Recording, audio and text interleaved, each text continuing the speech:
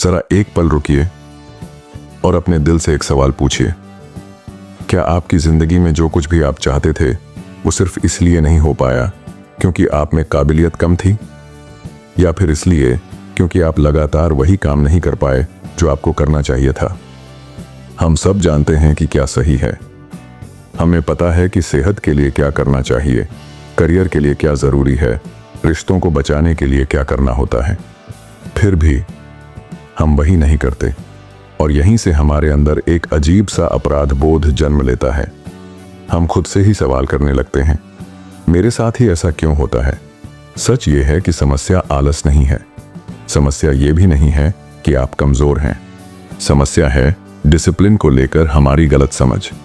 हम सोचते हैं कि डिसिप्लिन मतलब सख्ती, जबरदस्ती और खुद पर जुल्म। लेकिन डिसिप्लिन असल में वो सहारा है जो तब काम आता है जब मोटिवेशन साथ छोड़ देता है। कभी ध्यान दिया है, मोटिवेशन हमेशा बाहर से आता है, किसी वीडियो से, किसी इंसान से, किसी कहानी से, और जैसे ही वो आवाज खत्म होती है हम फिर से पुराने ढर्रे पर लौट जाते हैं। लेकिन डिसिप्लिन अंदर से आता है। वो बिना शोर किए आपको रोज वही करने के लिए मजबूर करता है जो आपकी जिंदगी बदल सकता है। द डिसिप्लिन माइंडसेट इसी अंदर की लड़ाई की बात करता है। ये किताब आपको परफेक्ट बनने का दबाव नहीं देती। ये आपको बस इतना सिखाती है कि जब मन न भी करे तब भी कैसे आगे बढ़ा जाए, कैसे एक्सक्यूजेस की आवाज को पहचान कर चुपचाप अपने काम पर लौट आया जाए। अगर आप भी बार बार शुरुआत करके थक चुके हैं, अगर आप अपने ही वादों से टूटे हुए महसूस करते हैं, तो ये बुक समरी आपके लिए है। इस वीडियो को सुनते हुए शायद आपको ऐसा लगे कि कोई आपकी ही कहानी सुना रहा है, और अगर ऐसा हो तो समझ लीजिए बदलाव बहुत दूर नहीं है। Take the choice to be disciplined. जिंदगी अक्सर हमें आईने के सामने खड़ा कर देती है। ऐसे पल आते हैं जब हम खुद से पूछते हैं, मैं जानता सब कुछ हूं फिर भी करता क्यों नहीं? यहीं से डिसिप्लिन की असली कहानी शुरू होती है। डिसिप्लिन कोई जादू नहीं है, न ही कोई ऐसा गुण जो कुछ खास लोगों को जन्म से मिल जाता है।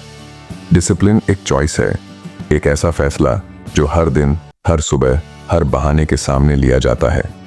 आपने भी महसूस किया होगा, जब मन करता है तब काम करना आसान लगता है, लेकिन जब मन नहीं करता तभी असली परीक्षा होती है। अधिकतर लोग यहीं हार जाते हैं। वे सोचते हैं कि पहले मोटिवेशन आएगा फिर काम करेंगे, लेकिन सच्चाई ये है कि मोटिवेशन अक्सर काम करने के बाद आता है, पहले नहीं। डिसिप्लिन का मतलब ये नहीं कि आप हमेशा मजबूत महसूस करेंगे। डिसिप्लिन का मतलब ये है कि आप कमजोर महसूस करते हुए भी आगे बढ़ते हैं। जब मन कहता है आज छोड़ दें, जब शरीर कहता है थोड़ा आराम कर लें, और जब दिमाग कहता है कल से शुरू करेंगे, उस पल जो फैसला लिया जाता है वही आपकी दिशा तय करता है। ये अध्याय आपको सिखाता है कि डिसिप्लिन खुद को सजा देना नहीं है, ये खुद को इज्जत देना है। ये मान लेना कि आपका भविष्य आपके आज के फैसलों से ज्यादा कीमती है। जब आप डिसिप्लिन चुनते हैं तो आप परफेक्शन नहीं चुनते, आप कंसिस्टेंसी चुनते हैं। आप ये मान लेते हैं कि हर दिन 100% देना जरूरी नहीं, लेकिन हर दिन आना जरूरी है। इस पहले कदम में आपको किसी को दिखाने की जरूरत नहीं है, ना सोशल मीडिया, ना तालियां, ना तारीफ, बस एक शांत सा वादा कि चाहे अच्छा लगे या बुरा, मैं आज वो करूंगा जो मुझे आगे ले जाता है। यही है डिसिप्लिन की शुरुआत, और यही से माइंडसेट बदलना शुरू होता है। तो मास्टरिंग द इनर वॉइस। अगर आप कभी अपने आप से हार चुके हैं तो यकीन मानिए, दुश्मन बाहर नहीं था, वो आवाज अंदर थी। वो आवाज जो हर बार सही वक्त पर आपको रोक लेती है, जो कहती है आज रहने दे, इतना भी जरूरी नहीं, तू पहले भी कोशिश कर चुका है, क्या फर्क पड़ा। ये आवाज बहुत चालाक होती है। ये कभी सीधा मना नहीं करती, ये आपको बेवकूफ नहीं बनाती, ये आपको समझदार बनकर बहकाती है। तर्क देती है, कारण देती है, बहाने देती है, और धीरे से आपको वहीं रोक देती है जहां आप पहले थे। हम अक्सर सोचते हैं कि सेल्फ डिसिप्लिन मतलब बाहर की चीजों को कंट्रोल करना, लेकिन असली डिसिप्लिन अंदर की बातचीत को कंट्रोल करना है। आप अपने आप से कैसे बात करते हैं वही तय करता है कि आप आगे बढ़ेंगे या रुक जाएंगे। ध्यान दीजिए, जब आप कुछ अच्छा करने वाले होते हैं वही आवाज सबसे ज्यादा एक्टिव हो जाती है। जब आप आराम में हो वो शांत रहती है, लेकिन जैसे ही बदलाव की बात आती है वो डर पैदा करती है, क्योंकि बदलाव अनजान होता है और दिमाग अनजान से डरता है। इस अध्याय में आप सीखते हैं कि उस आवाज को दबाना नहीं है, उसे लड़ना भी नहीं है, बस उसे पहचानना है। जब आप पहचान लेते हैं कि ये मेरी असली सोच नहीं है, ये मेरा डर बोल रहा है, उसी पल उसकी ताकत कम हो जाती है। डिसिप्लिन का मतलब ये नहीं कि आप कभी कमजोर नहीं होंगे। कमजोरी आएगी, डर आएगा, मन भागेगा, लेकिन अब आप उस आवाज पर आंख बंद करके भरोसा नहीं करेंगे। आप सीखते हैं कि हर थॉट सच नहीं होता, हर फीलिंग आदेश नहीं होती, और हर बहाना मान लेना जरूरी नहीं होता। जब आप अपनी अंदरूनी आवाज को मास्टर करना शुरू करते हैं तो पहली बार आपको महसूस होता है कि कंट्रोल आपके हाथ में है।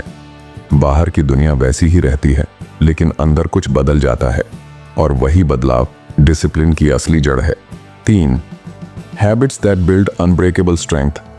अक्सर हम जिंदगी में बड़े बदलाव की तलाश करते हैं। हमें लगता है कि एक दिन कुछ बड़ा होगा और उसी दिन सब बदल जाएगा, लेकिन सच्चाई इससे बिल्कुल अलग है। जिंदगी बड़े फैसलों से नहीं, छोटे छोटे दोहराए गए कामों से बदलती है। आप जो आज बार बार कर रहे हैं वही धीरे धीरे आपकी पहचान बन रहा है। कोई एक दिन आपको सफल नहीं बनाता और कोई एक दिन आपको असफल भी नहीं बनाता। बीच के वो छोटे फैसले जो कोई नहीं देखता, वही आपकी असली ताकत बनाते हैं। इस अध्याय में डिसिप्लिन को एफर्ट की तरह नहीं, हैबिट की तरह समझाया गया है, क्योंकि जब कोई काम आदत बन जाता है तो उसे करने के लिए मन को मनाना नहीं पड़ता। आप बस करते हैं, जैसे सांस लेना, जैसे चलना। हम अक्सर सोचते हैं कि पहले जोश आएगा फिर आदत बनेगी, लेकिन असल में पहले आदत बनती है फिर जोश आता है। शुरुआत में काम उबाऊ लगता है, भारी लगता है, बेकार लगता है, लेकिन वही काम जब रोज दोहराया जाता है तो एक दिन वो आपकी ताकत बन जाता है।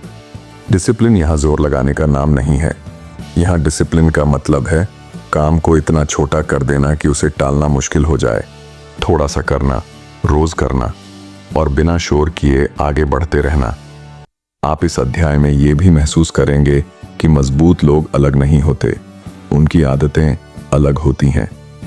जब कोई नहीं देख रहा होता तब भी वे वही करते हैं जो उन्हें सही लगता है। न किसी तारीफ की उम्मीद, न किसी नतीजे की जल्दबाजी। धीरे धीरे ये आदतें आपको बदलने लगती हैं। आप खुद पर भरोसा करने लगते हैं, क्योंकि अब आप जानते हैं कि आप अपने वादे निभा सकते हैं। और जब इंसान खुद पर भरोसा करना सीख जाता है तो वही भरोसा उसे अटूट बना देता है। 4. डिसिप्लिन।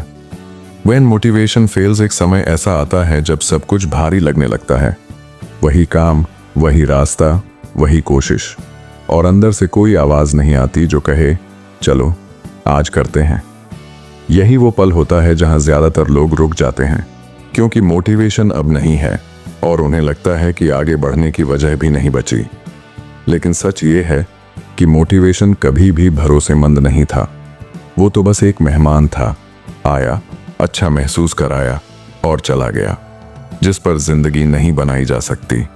इस अध्याय में डिसिप्लिन को आखिरी सहारे की तरह नहीं, बल्कि असली ताकत की तरह देखा जाता है। जब मन थक जाता है, जब दिल भारी होता है और जब कोई देखने वाला भी नहीं होता, तब डिसिप्लिन ही है जो आपको कुर्सी से उठाता है। यहाँ आप सीखते हैं कि हर दिन अच्छा महसूस करना जरूरी नहीं होता। कुछ दिन बस काम हो गया भी काफी होता है। डिसिप्लिन उन दिनों के लिए है जब जीत का जश्न नहीं, सिर्फ आगे बढ़ने की जिद बची होती है। इस अध्याय में एक अहम बात सामने आती है। आपको हर दिन खुद को पुश नहीं करना है। कभी कभी बस खुद को दिखाना होता है।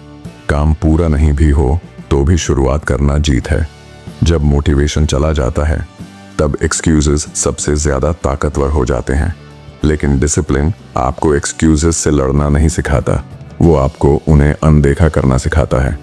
आप समझते हैं कि कंसिस्टेंसी का मतलब परफेक्शन नहीं है, मतलब है गिरना, रुकना, थकना और फिर भी लौट आना।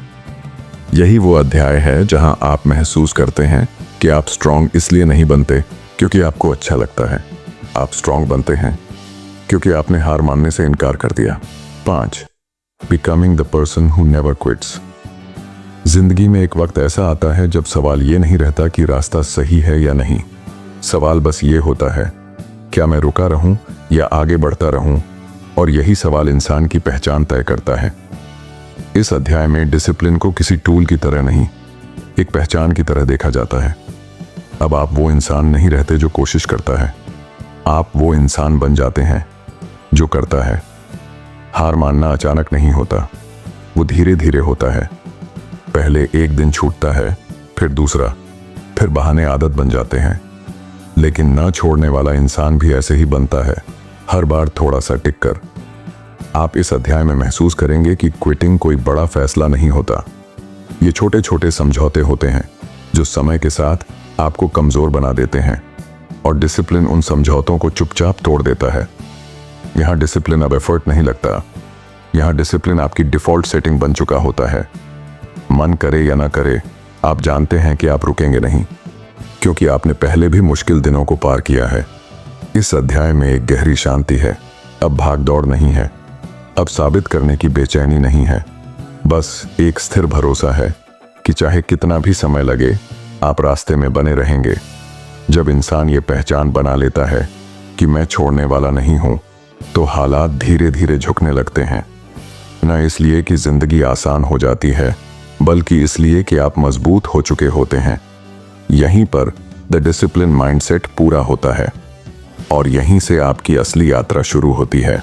7, discipline in the quite moments. जिंदगी के सबसे अहम फैसले शोर में नहीं होते, वे उन शांत पलों में होते हैं जब कोई देख नहीं रहा होता, जब कोई ताली नहीं बजा रहा होता, और जब आपको किसी को जवाब नहीं देना होता सिवाय खुद के।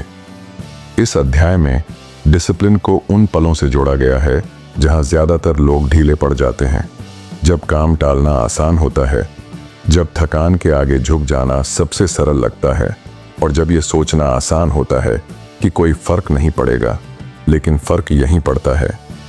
आप धीरे धीरे समझने लगते हैं कि डिसिप्लिन का असली इम्तिहान बड़े मंचों पर नहीं, बल्कि छोटे साधारण पलों में होता है। वो पल जब आप अकेले होते हैं और आपके पास सिर्फ 2 रास्ते होते हैं, आराम या जिम्मेदारी। इस अध्याय में कोई भारी भाषण नहीं है, यहाँ एक गहरी चुप्पी है, एक ऐसी चुप्पी जिसमें आप खुद को सुनना सीखते हैं। आप पहचानने लगते हैं कि बहाना कब बन रहा है और सच कब छुपाया जा रहा है। डिसिप्लिन यहाँ चिल्लाता नहीं, वो धीरे से याद दिलाता है कि आपने खुद से क्या वादा किया था, और अगर आज आपने उसे निभा लिया तो किसी को बताने की जरूरत नहीं। इन शांत पलों में ही कैरेक्टर बनता है। यहीं पर आप तय करते हैं कि आप किस तरह के इंसान बनेंगे, वो जो आसान रास्ता चुनता है या वो जो सही रास्ते पर टिके रहना जानता है। इस अध्याय के अंत तक आप ये समझ जाते हैं कि जिंदगी को बदलने के लिए हर दिन कुछ बड़ा करने की जरूरत नहीं होती, बस उन पलों में सही चुनाव करना होता है जहां कोई आपको देख नहीं रहा होता, और वही चुनाव धीरे धीरे आपको अटूट बना देता है।